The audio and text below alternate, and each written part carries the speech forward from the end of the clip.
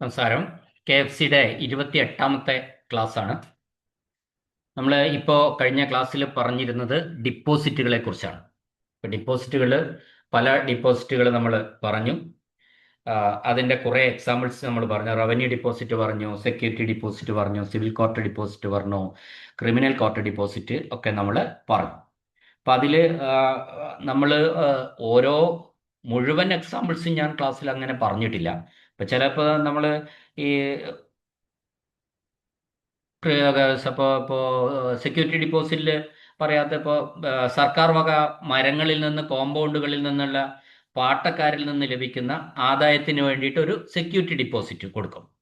അപ്പോൾ അവർക്ക് നമ്മളെ സർക്കാർ വക സ്ഥലത്തിൽ നിന്ന് ആദായം എടുക്കുക, അല്ലെങ്കിൽ ലേലം പങ്കെടുക്കുമ്പോൾ അതിൽ നിന്ന് ഉണ്ടാകുന്ന എന്തെങ്കിലും തരത്തിലുള്ള നഷ്ടം ഉണ്ടാക്കുന്നുണ്ടെങ്കിൽ, പാർട്ടി നഷ്ടം ഉണ്ടാക്കുന്നുണ്ടെങ്കിൽ ഒരു സെക്യൂരിറ്റി ഡിപ്പോസിറ്റ് കൊടുത്ത് അതിൽ നിന്ന് ഈടാക്കാൻ വേണ്ടിയിട്ടുള്ള ഒരു സംവിധാനമുണ്ട്. പിന്നെ സർവേ സ്കൂളിലെ വിദ്യാർത്ഥികൾ ഡിപ്പോസിറ്റുകൾ നൽകാറുണ്ട്. സർവേ സ്കൂളിൽ നിന്ന് ഇപ്പോൾ അതും നമ്മൾ ഈ സെക്യൂരിറ്റി ഡിപ്പോസിറ്റുകളുടെ പരിധിയിലാണ് വരുന്നത്. ഇനി നമ്മൾ പറയാത്ത സിവിൽ കോടതി ഡിപ്പോസിറ്റുകളിൽ പറയാത്ത ഒന്ന് രണ്ട് എക്സാമ്പിൾ പറയാം. അവകാശികൾ ആരുമില്ലാത്ത സ്വത്ത് വിറ്റ വരുമാനം, അത് സിവിൽ കോടതി ഡിപ്പോസിറ്റിന് ഉദാഹരണമാണ്. പിന്നെ സമൻസ് നൽകുന്നതിനായി സിവിൽ കോടതികളിൽ ലഭിക്കുന്ന പണം, സാക്ഷികൾക്കുള്ള ബത്ത, അത് ഞാൻ പറഞ്ഞതാണ്. പിന്നെ ജഡ്ജ്മെന്റുകളുടെ പകർപ്പെടുക്കുന്നു, അതായത് പകർപ്പുകളുടെ അച്ചടികൾക്കായിട്ട് നൽകാൻ വേണ്ടി വെച്ചിരിക്കുന്ന ഫീസ്, അതും സിവിൽ കോർട്ട് ഡിപ്പോസിറ്റ് ആണ്. ഇനി വിധികൾ നടത്തുക വഴി സിവിൽ കോടതികളിൽ ലഭിക്കുന്ന തുക, അത് സിവിൽ കോർട്ട് ഡിപ്പോസിറ്റ് ആണ്. പിന്തുടർച്ചാ സർട്ടിഫിക്കറ്റുകളുള്ള അതിൻ്റെ സർട്ടിഫിക്കറ്റുകൾക്കുള്ള അപേക്ഷകളിൽ മേൽ ലഭിക്കുന്ന സ്റ്റാമ്പ് ഫീസ്. പിന്നെ ശമ്പളത്തിൽ നിന്നും സിവിൽ കോടതികൾ ജപ്തി ചെയ്തെടുക്കുന്ന തുകയുണ്ടാവും, ശമ്പളത്തിൽ നിന്ന് റിക്കവറി, അത് സിവിൽ കോടതി ഡിപ്പോസിറ്റുകളിൽ വരുന്നതാണ്. ഇനി നമ്മൾ ക്രിമിനൽ കോർട്ട് ഡിപ്പോസിറ്റിൽ വരുന്ന ചില എക്സാമ്പിൾസും കൂടി. ഇപ്പോൾ സമൻസ് നൽകുന്നതിനായിട്ട് ക്രിമിനൽ കോടതികളിൽ ലഭിക്കുന്ന സാക്ഷികളുടെ ബത്ത, പകർപ്പെടുക്കാനുള്ള ഫീസ്, വാറന്റ് ഒഴിവാക്കാൻ വേണ്ടി ഒഴിഞ്ഞു മാറുന്നവരുടെ ജപ്തി ചെയ്ത സ്വത്തിന്റെ വിറ്റുവരവ് 2 വർഷത്തേക്കേ പറ്റുള്ളൂ. ജപ്തി ചെയ്ത തർക്ക വസ്തുവിൽ നിന്നുള്ള വരവ്, അതിന്റെ തർക്കം തീരും വരെ അത് ക്രിമിനൽ കോർട്ട് ഡിപ്പോസിറ്റ് ആയിട്ട് നിൽക്കും. ഇതാണ് നമ്മൾ പറയാത്ത കുറച്ച് എക്സാമ്പിൾസ് കൂടി ഞാനത് ഉൾപ്പെടുത്തിയതാണ്. കുറേ എക്സാമ്പിൾസ് വെച്ചിട്ടായിരിക്കും ചിലപ്പോൾ എക്സാമിന് ചോദിക്കുക. ഇനി നമ്മൾ പറയേണ്ടത് പേഴ്സണൽ ഡിപ്പോസിറ്റുകളെ കുറിച്ചാണ്. പേഴ്സണൽ ഡിപ്പോസിറ്റിൽ ഒരുപാട് കാര്യങ്ങളുണ്ട്. നമ്മൾ കക്കൂർ എസ്റ്റേറ്റ് ഫണ്ട്, മതിലകം ഫണ്ട്, പഴയ വാക്കുകളാണ് ഇതൊക്കെ, പണ്ടാരവക fund, Devaswom fund, palace fund, Hindu religious charity fund. ഇതൊരു ഹെഡ് ഓഫ് അക്കൗണ്ട് ആണോ? പേഴ്സണൽ ഡിപ്പോസിറ്റ് എന്ന് പറയുന്ന ആ വിഭാഗത്തിൽ വരുന്നതാണ്. അതിന് മലയാളത്തിൽ ശീർഷകം എന്ന് വേണമെങ്കിൽ പറയാം, ഹെഡിൽ. ആ ഹെഡിൽ വരുന്ന ഐറ്റംസ് മാത്രമാണ് നമ്മൾ പറയുന്നത്. പിന്നെ ഇറിഗേഷൻ ബ്ലോക്ക് ബോർഡുകൾ ശേഖരിച്ച ഫണ്ടുകൾ, ട്രഷറി ക്യാഷ് ഓർഡറുകൾ, സൗകര്യപ്രദമായ ഇടപാടുകളിൽ തടവുകാരുടെ പണം, ജില്ലാ കാറ്റിൽ പൗണ്ട് ഫണ്ടുകൾ, പോലീസ് ഫണ്ടുകൾ, ആന്റി ട്യൂബർകുലോസിസ് ഫണ്ട്, ലിക്വിഡേഷനിലായിട്ടുള്ള സഹകരണ സംഘങ്ങളുടെ പണം. അപ്പൊ ഇതൊക്കെ നമുക്ക് പേഴ്സണൽ ഡിപ്പോസിറ്റ് എന്ന ശീർഷകത്തിൽ പെടുത്താവുന്നതാണ്. അപ്പൊ അത് അവിടെ ചോദിച്ചിരിക്കുന്ന ചോദ്യം ഇതാണ്: which among the following is not a personal deposit? താഴെ പറയുന്നതിൽ ഏതാണ് പേഴ്സണൽ ഡിപ്പോസിറ്റ് അല്ലാത്ത? ആ രീതിയിലുള്ള ചോദ്യങ്ങൾ ചോദിക്കാം. അപ്പൊ നമ്മൾ പേഴ്സണൽ ഡിപ്പോസിറ്റുകളുടെ കുറേ എക്സാമ്പിൾസ് ഇങ്ങനെ മനസ്സിലാക്കി വെച്ചാൽ മാത്രമേ അതിന് ആൻസർ ചെയ്യാൻ പറ്റുള്ളൂ. ഇനി അടുത്തത് നമുക്ക് പറയാനുള്ളത് പബ്ലിക് വർക്ക്സ് ഡിപ്പോസിറ്റ് ആണ്. അപ്പോൾ ഈ പബ്ലിക് വർക്ക്സ് ഡിപ്പോസിറ്റുകൾ എന്ന് പറയുന്ന ആ ഇടപാടുകൾ, ആ തരം ഇടപാടുകൾ ഈ ഹെഡിൽ വരും. ഏത് ഹെഡില്? പബ്ലിക് വർക്ക്സ് ഡിപ്പോസിറ്റുകൾ എന്ന ഹെഡിൽ വരും. ഏതൊക്കെയാണെന്ന് നോക്കാം. കോൺട്രാക്ടർമാരിൽ നിന്നും ലഭിക്കുന്ന അവരുടെ ബില്ലുകളിൽ നിന്നുള്ള ശതമാന കിഴിവുകൾ ഉൾപ്പെടെയുള്ള ക്യാഷ് ഡിപ്പോസിറ്റുകൾ. പേഴ്സൻറ്റേജ് ഡിഡക്ഷൻ ഉണ്ടാവും. ഈ അവരുടെ ബില്ലുകളിൽ നിന്നുള്ള ശതമാന കിഴിവ് സാധാരണ നടത്താറുണ്ട്. പിന്നെ അവർ ചെയ്യുന്ന ജോലികൾക്കുള്ള ഡിപ്പോസിറ്റ്. മറ്റൊന്ന്, പൂർത്തിയാക്കിയ അക്കൗണ്ടുകളിൽ നിന്നും കോൺട്രാക്ടർമാർക്ക് ലഭിക്കേണ്ട പണം. അപ്പൊ ഇതൊക്കെ തന്നെ നമ്മൾ പബ്ലിക് വർക്ക്സ് ഡിപ്പോസിറ്റുകൾ എന്ന ശീർഷകത്തിന്റെ കീഴിൽ വരുന്നതാണ്. ഇനി അടുത്തത് ട്രസ്റ്റ് ഇൻട്രസ്റ്റ് ഫണ്ടുകളാണ്. അത് നമ്മൾ വിശദാക്കുമ്പോൾ ട്രഷറർ ഓഫ് ചാരിറ്റബിൾ എൻഡോമെന്റ്സ് അല്ലെങ്കിൽ മിസലേനിയസ് ട്രസ്റ്റുകളുടെയോ കൈവശമുള്ള പലിശ സംബന്ധമായ ഇടപാടുകൾ ഈ ശീർഷകത്തിന്റെ കീഴിൽ രേഖപ്പെടുത്തുന്നു. പൊതുസ്ഥാപനങ്ങൾക്കോ സ്വകാര്യ വ്യക്തികൾക്കോ വേണ്ടി ചെയ്ത ജോലികളുടെ ഡിപ്പോസിറ്റും ഇവിടെ ട്രസ്റ്റ് ഇൻട്രസ്റ്റ് ഫണ്ടുകളുടെ കീഴിലാണ് റെക്കോർഡ് ചെയ്യപ്പെടുന്നത്. ഞാൻ പറഞ്ഞല്ലോ, ഇത് ഓരോ കാറ്റഗറിയും അക്കൗണ്ടിങ്ങിന് വേണ്ടിയിട്ടുള്ള സൗകര്യത്തിന് വേണ്ടി തരംതിരിച്ചിരിക്കുന്ന ശീർഷകങ്ങളാണ്. ആ ശീർഷകത്തിന്റെ ഓരോ ശീർഷകത്തിന്റെ കീഴിൽ ഏതൊക്കെ വരുന്നു എന്നാണ് നമ്മൾ പറയുന്നത്. റവന്യൂ ഡിപ്പോസിറ്റ് ആയാലും സെക്യൂരിറ്റി ഡിപ്പോസിറ്റ് ആയാലും സിവിൽ കോർട്ട് ഡിപ്പോസിറ്റ് ആയാലും criminal court deposit, personal deposit, forest deposit, അങ്ങനെ ഓരോന്നിന്റെ കീഴിൽ എന്തൊക്കെ വരുന്നു എന്നാണ് നമ്മൾ മനസ്സിലാക്കേണ്ടത്. ഇനി മറ്റൊന്ന് അവകാശികളില്ലാത്ത പ്രോവിഡന്റ് ഫണ്ട് ഡിപ്പോസിറ്റുകളാണ്. അതായത് ഓരോ വർഷവും തിരികെ നൽകേണ്ട തീയതി മുതൽ 6 മാസത്തിലധികം വരുന്ന സമയത്തേക്ക് തിരികെ വാങ്ങാതിരിക്കുന്ന വരിക്കാരുടെ സർക്കാർ നിയന്ത്രണത്തിലുള്ള പ്രോവിഡന്റ് ഫണ്ട് ഡിപ്പോസിറ്റുകൾ അവകാശപ്പെടാത്ത ഫോറിൻ ഫണ്ട് ഡിപ്പോസിറ്റുകൾ എന്ന ശീർഷകത്തിലേക്ക് മാറ്റുന്നു. അപ്പോൾ ഇത് ഞാൻ പ്രോവിഡന്റ് ഫണ്ടിനെ പറ്റി അറിയുന്നവരാണ് എല്ലാവരും, അത് പറയേണ്ട ആവശ്യമില്ല.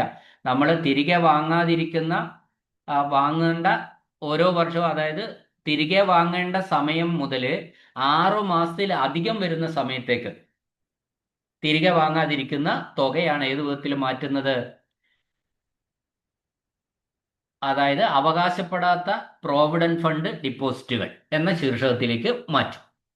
അപ്പോൾ നമുക്ക് സർവീസിൽ പ്രോവിഡന്റ് ഫണ്ടിലേക്കുള്ള അവരുടെ നിക്ഷേപം ശരിക്കും സർവീസിൽ നിന്നും പിരിയുന്ന സർക്കാർ ജീവനക്കാർക്ക് 6 മാസത്തേക്ക് കൂടി പലിശയോടെ പ്രോവിഡന്റ് ഫണ്ടിലുള്ള അവരുടെ നിക്ഷേപം നിലനിർത്താൻ അനുവദിച്ചിട്ടുണ്ട്. വളരെ ഇമ്പോർട്ടൻ്റ് ആയിട്ടുള്ള കാര്യമാണ്, നമ്മളെല്ലാവരും മനസ്സിലാക്കിയിരിക്കേണ്ട കാര്യമാണ്. അതായത് സർക്കാർ ജീവനക്കാർ റിട്ടയർ ചെയ്തു, ആ റിട്ടയർ ചെയ്ത തീയതി മുതൽ 6 മാസത്തേക്ക് കൂടി നമ്മുടെ പ്രോവിഡന്റ് ഫണ്ടിലുള്ള പണം അവിടെ നിലനിർത്താനും, നമുക്ക് പിൻവലിക്കണമെന്നില്ല, നിലനിർത്താനും 6 മാസം വരെ പലിശയും അതിനനുവദിക്കും. 6 മാസം കഴിഞ്ഞാൽ മാത്രമാണ് അത് ഏതായിട്ട് വരുന്നത്? പിന്നെ അവകാശപ്പെടാത്ത പ്രോവിഡന്റ് ഫണ്ട് ഡിപ്പോസിറ്റുകളായിട്ട് വരുന്നത്. അപ്പം അത് നമ്മൾ ഓർമ്മിച്ചിരിക്കുക. റിട്ടയർ ചെയ്ത് സർവീസിൽ നിന്നും വിരമിച്ചതിന് ശേഷം 6 മാസം വരെ നമുക്ക് ആ നിക്ഷേപം അവിടെ തന്നെ ഇടാം. 6 മാസം വരെ പലിശയും കിട്ടും. ഇനി ഫോറസ്റ്റ് ഡിപ്പോസിറ്റുകളുണ്ട്. അത് ഫോറസ്റ്റ് ഡിപ്പോസിറ്റിൽ അവർ പറയുന്നത് ആ ഹെഡിൽ അല്ലെ ആ ശീർഷകത്തിന്റെ കീഴിൽ വരുന്നത് ബില്ലുകളിൽ നിന്ന് ശതമാന കഴിവുകൾ ഉൾപ്പെടെ കോൺട്രാക്ടർമാരിൽ നിന്ന് സെക്യൂരിറ്റി ആയിട്ടുള്ള ക്യാഷ് ഡിപ്പോസിറ്റ്, പിന്നെ ചെയ്യേണ്ട ജോലികൾക്കുള്ള ഡിപ്പോസിറ്റ്. അതായത് ഈ ജോലി ഇത്തരത്തിലുള്ള കോൺട്രാക്ട് വർക്ക് എന്നൊക്കെ പറയുന്നത് അത് ഫോറസ്റ്റ് സംബന്ധമായിട്ടുള്ളതാണ് പറയുന്നത്. ഇനി അടുത്തത് പറയാനുള്ളത് ഗവൺമെന്റ് കൊമേഴ്സ്യൽ അണ്ടർടേക്കിങ്ങുകളുടെ ഡിപ്പോസിറ്റ്. മറ്റൊന്ന് തെരഞ്ഞെടുപ്പുമായി ബന്ധപ്പെട്ട deposit, deposits in connection with എലക്ഷനുമായി ബന്ധപ്പെട്ട ഡിപ്പോസിറ്റ്. അതായത് സംസ്ഥാന നിയമസഭയിലേക്കും പാർലമെന്റിലേക്കും തെരഞ്ഞെടുപ്പിന് നിൽക്കുന്ന സ്ഥാനാർത്ഥികളുടെ ഡിപ്പോസിറ്റുകളും അതുമായി ബന്ധപ്പെട്ട ചലഞ്ചഡ് വോട്ടുകൾക്കായുള്ള ഡിപ്പോസിറ്റുകളും ഈ ശീർഷകത്തിൽ വരും. നമ്മൾ നമ്മൾ ഇലക്ഷനൊക്കെ കഴിഞ്ഞവർക്ക് അറിയാം, 10 രൂപ അടച്ചു കഴിഞ്ഞാലാണ്, നമ്മൾ ചലഞ്ച് ഫീ ആയിട്ട് അടച്ചു കഴിഞ്ഞാലാണ് ഒരു വോട്ടറുടെ ഐഡന്റിറ്റി നമുക്ക് ചോദ്യം ചെയ്യാൻ പറ്റുന്നത്. 10 രൂപയാണോ 2 രൂപയാണെന്ന് തോന്നില്ലേ ഇപ്പോൾ? അതെ, അതൊരു ഫീസാണ്. ആ ഫീസുകൾ പിന്നെ തെരഞ്ഞെടുപ്പുമായി ബന്ധപ്പെട്ട ഡിപ്പോസിറ്റുകളുടെ വിഭാഗത്തിൽ വരും. അപ്പോൾ പിന്നെ മാത്രമല്ല, തെരഞ്ഞെടുപ്പിന് നിൽക്കുന്ന സ്ഥാനാർത്ഥികളുടെ ഡിപ്പോസിറ്റ് ഉണ്ടാവും, കെട്ടിവെച്ച തുക എന്നൊക്കെ പറയുന്നു. അത് ഇത്ര ശതമാനം വോട്ട് കിട്ടിയില്ലെങ്കിൽ ആ തുക നഷ്ടപ്പെടും, അല്ലെങ്കിൽ അത് തിരിച്ചു കിട്ടും. ആ രീതിയിൽ അങ്ങനെയുള്ള ഡിപ്പോസിറ്റുകൾ ഉണ്ട് എന്നാണ് ഞാൻ ഇത് രണ്ടും അതിൻ്റെ തെരഞ്ഞെടുപ്പുമായി ബന്ധപ്പെട്ട ഡിപ്പോസിറ്റുകളുടെ കീഴിലാണ് വരുന്നത്. ചലഞ്ച് വോട്ട് ഡിപ്പോസിറ്റും സംസ്ഥാന നിയമസഭയിലേക്കും പാർലമെന്റിലേക്കും ഒക്കെ തെരഞ്ഞെടുപ്പിന് നിൽക്കുന്ന സ്ഥാനാർത്ഥികളുടെ ഡിപ്പോസിറ്റും.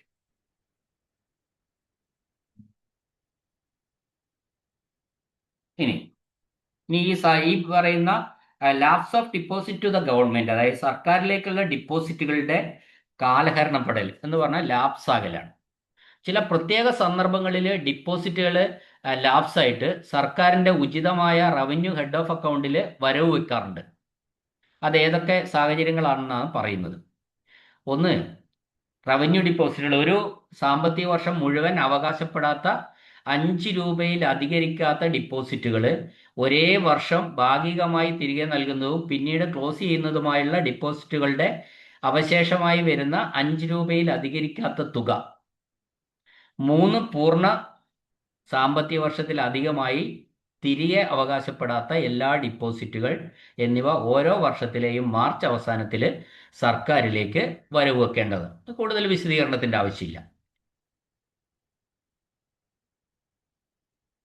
ഈ ആവശ്യത്തിലേക്ക് ഇനിയും തിരികെ നൽകാത്ത ഡിപ്പോസിറ്റിന്റെ പ്രായം കണക്കാക്കേണ്ടത് ആദ്യ ഡിപ്പോസിറ്റിന്റെ തീയതി മുതൽക്കാണ്, അല്ലാതെ അവസാനത്തെ തിരിച്ചു നൽകലിന്റെ തീയതി മുതൽ അല്ല എന്നാണ് പറഞ്ഞത്.